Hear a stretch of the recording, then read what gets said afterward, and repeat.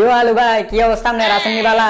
আর tomato কইও না, আসি অশান্তির ভিতরে। যার ঘরে যাই হাতে শুধু কুড়া কাঠের উপরে রায়, শুধু ড্যাগের ভিতরে জ্বালে। আমি বুঝি না, আমি একটা অশান্তির ভিতরে আছি ভাই। আর কই আমারও তো সেম অবস্থা ভাই, আমিও তো অশান্তির ভিতরে আছি। যে তরকারি বানাক টমেটো কাটা দিব, যেটাই বানাক টমেটো কাটা দিব, সালাদ বানাক টমেটো কাটবো, কাঁচা খাক টমেটো লাগবো, সব তরকারিতে লাগে টমেটো। আমি বুঝি না কিছু, আমার মাথায় ধরে না।